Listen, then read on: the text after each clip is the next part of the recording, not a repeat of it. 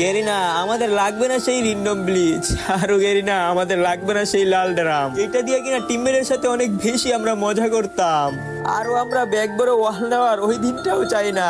আরো লাগবে না আমাদের সেই গ্লাইডার, যেটা দিয়ে কিনা আমরা পাখির মতো আকাশে উঠতে পারতাম। গেরিনা আমাদের শুধু তোমার কাছে রিকোয়েস্ট একটাই, আমাদের অলিম্পিকটা ব্যাগ দাও।